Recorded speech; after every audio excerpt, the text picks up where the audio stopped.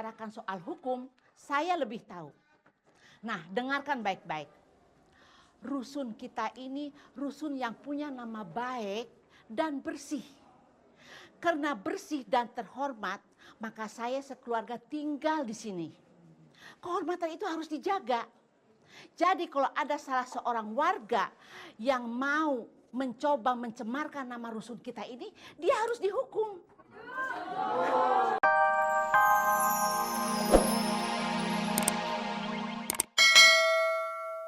Apalagi saya, beli rokok aja nggak boleh. Saya dipenjara di dalam kamar. Saudara-saudara, saya sebagai satpam, walaupun sebagai satpam pribadi punyanya Pak Bos, tapi saya mengerti masalah hukum. Saudara-saudara kan tahu kan bahwa Pak RW tidak ada. Berarti masalah tidak bisa diselesaikan.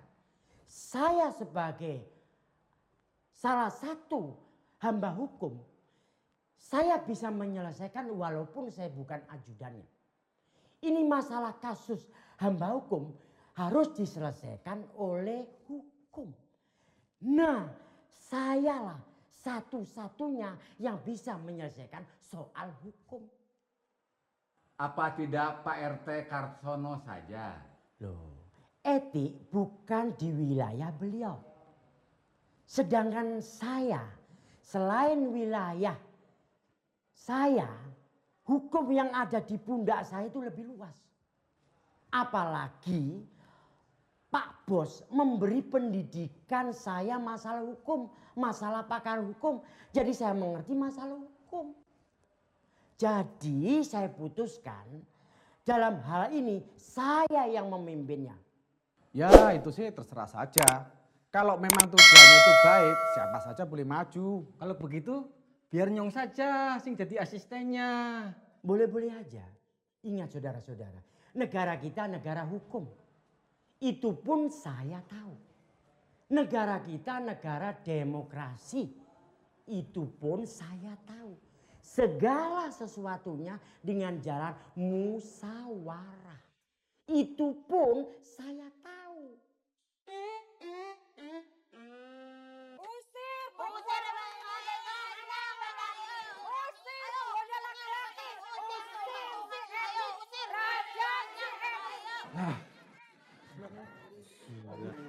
Wah gawat.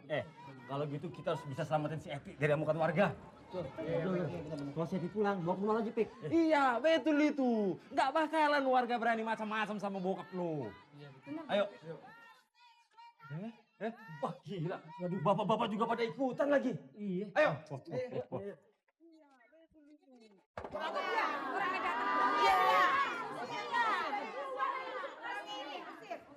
Gara-gara kamu suami orang jadi ikut keblinger, tahu nggak? Iya.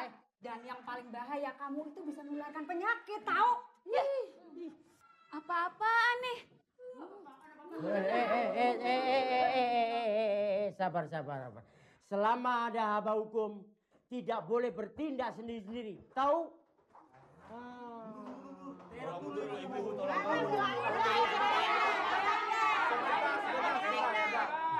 Saya minta bapak-bapak dan ibu-ibu jangan main hakim sendiri.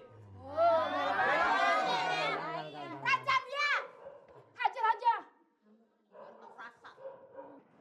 Udah jelas dia keluyur malam. Itu kan udah jadi bukti. Bukan, itu bukan bukti. Orang keluyuran malam itu belum tentu dia nakal. Seperti tukang sate, tukang sekuteng, hansip juga keluyuran malam. Apa mereka itu nakal? Betul ibu-ibu, bapak-bapak sekalian. Apa yang dikatakan Taufik itu betul. Karena tidak ada hal bukti. Saya sebagai satpam yang dididik Pak Bos mengerti masalah hukum. Jadi kasus ini kita selesaikan ke kantor polisi. Ini bukan perkara kriminal. Nggak ada kok di antara kita yang dirugiin. Dan kita nggak berhak membawa dia ke kantor polisi. Oh, jadi deh Taufik setuju kalau si Eti ini jadi perempuan malam. Lalu menularkan keburukannya pada setiap orang. Mengganggu para suami dan menghancurkan warga rusun Pelangi ini. Apa dia Taufik mau bertanggung jawab kalau saya nanti ditinggal suami lantaran anak ini?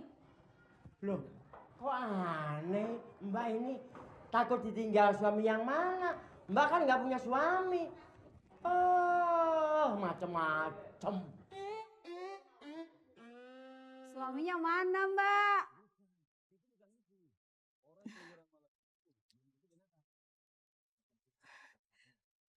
Saya ini kan cuma mewakili hati nurani para ibu-ibu.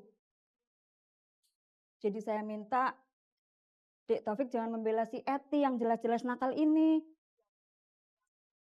Kalau masih membela juga, saya jadi curiga. Pasti ada apa-apanya nih barangkali.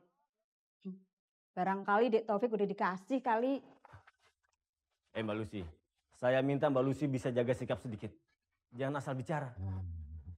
Tenang, tenang Mbak, tenang. Bapak-bapak, ibu-ibu semuanya ya. Saya minta jangan punya prasangka buruk dulu.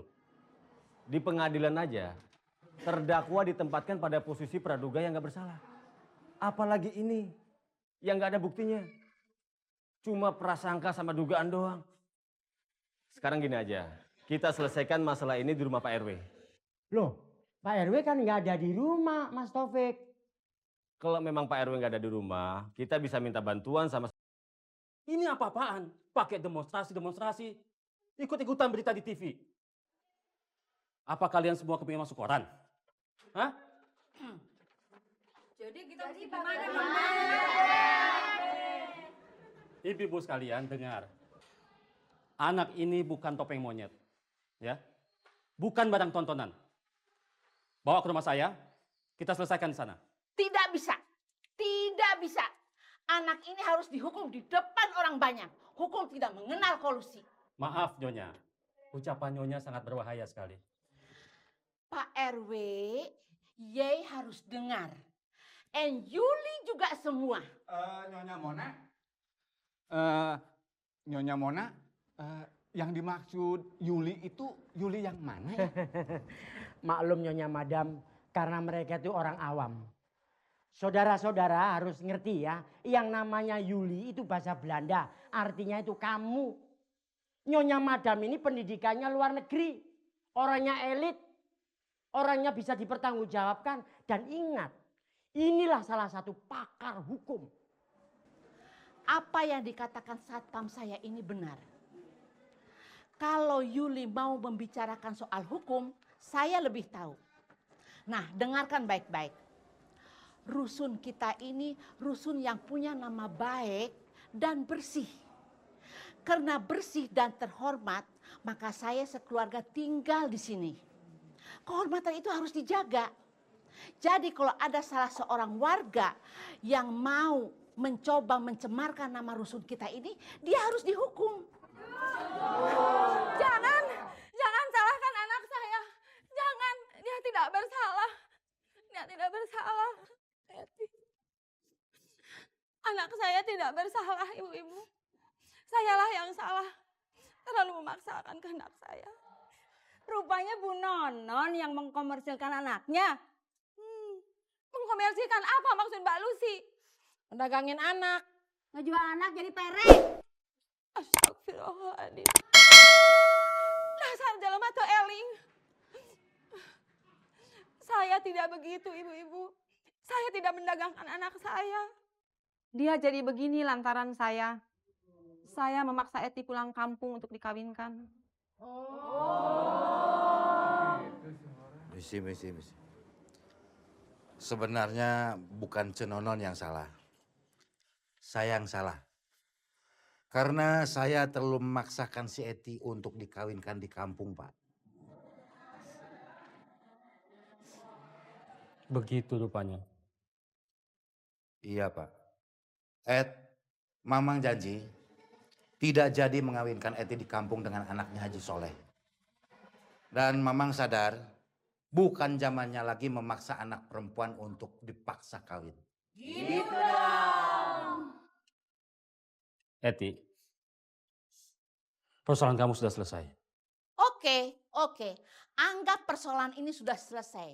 Tapi tidak ada satu alasan apapun yang membenarkan bahwa anak ini jadi perempuan nakal.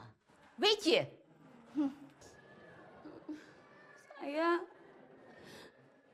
Saya Cenonon, sore ini juga Mangkus akan pulang ke Cililin dan bilang sama Haji Soleh kalau si Eti mau meneruskan cita-cita Ibu Kartini.